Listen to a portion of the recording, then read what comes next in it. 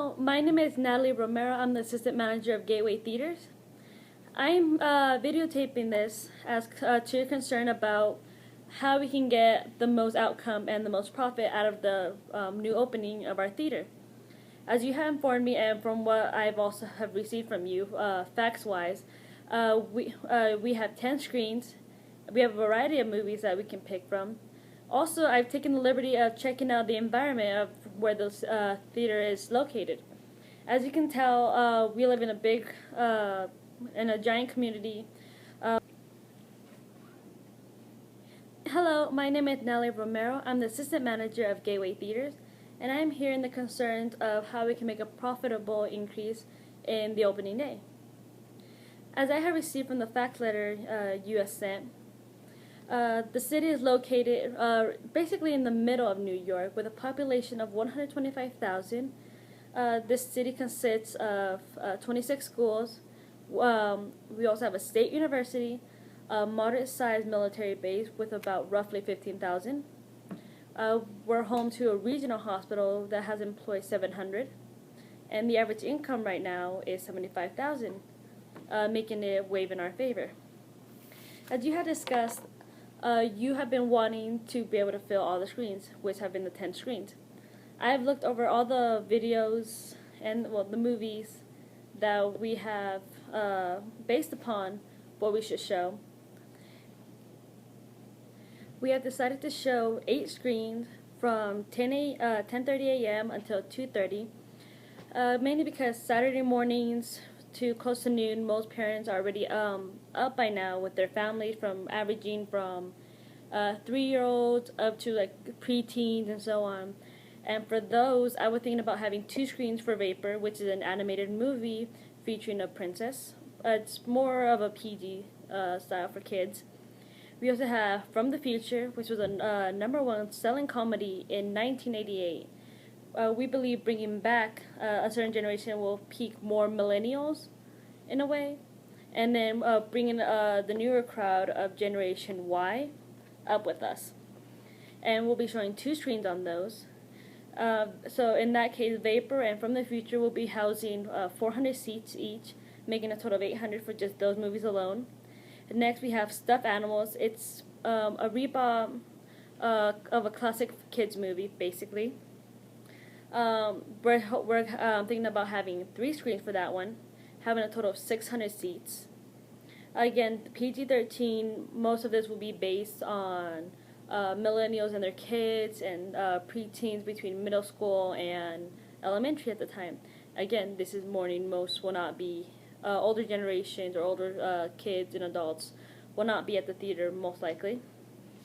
Then for those who do get up early around this time to go watch a movie, we'll have Catching Water, which is a movie adaptation from The Notebook, which has been a popular sales in this recent year, sold over 1 million copies. We'll have 1 screen for that since it is still an early show. It'll only be seating 200. And so for our last screen, for the 8th screen that morning, we'll be playing 74 Cronin, a sci-fi action movie, more PG-13 based. This is to draw the crowd attention, more based on early teens up to married couples and so on. We'll only have 1 screen, making it 200 seats.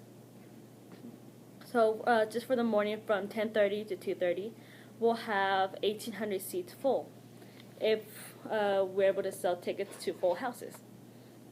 After that, they'll keep playing throughout the day, and at 2:30, we'll remove Stuffed Animals and replace it with Culture Wars, more based on our military base that we have here. Again, we'll be playing Vapor, except 1 screen housing 200. From the Future, again, except 1 screen, again 200.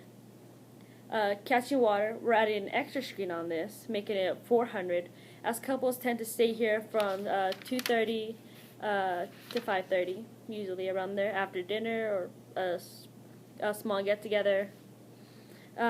Again, 74 Cronin, 2 screens this time, 400 seats. And then for our military-based families, or those veterans who are retired or currently on base, we'll have 2 screens for Culture Wars, which is an Oscar-nominated drama. However, it is rated R. So those who would like to get in, obviously, will have to screen them for ID.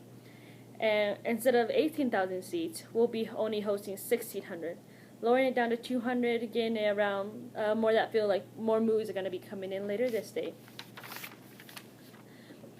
And then after that, we'll be getting new movies. We'll take old ones out, basically more on, for example, Vapor and basically just Vapor in general. We'll take that out. More of the smaller entertainment for children of younger age.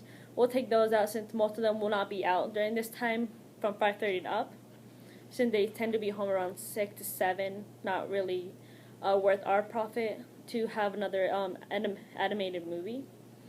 So from there, we'll be adding The Ripper, which is a horror movie, highly graphic, again, rated R. We'll have 2 screens for that, hosting 400 seats. And we'll also be adding Frightening, a horror movie adapted from Japan. It'll be in English. There will be no subtitles. This will be also in rated R. And then from the previous times, we'll have 74 Kronen, 1 screen. Catching Water, 1 screen. The Ripper, 2 screens. Culture Wars, 2 screens this time. And then we'll be able to have 8 total screens from the later show from 5:30 until closing. The last of the show will be at 10:30. So all the movies that start at 10:30 will all end roughly around midnight. Based on what we have discussed, or what I have spoke of, each ticket theater will be roughly, depending on what category they get. Child base, $5. Excuse me, $5 per ticket per child, reasonably reasonable. Then we have our prices for snacks will increase the profit of 37%. And then as more movies get drawn and more added, the prices go up.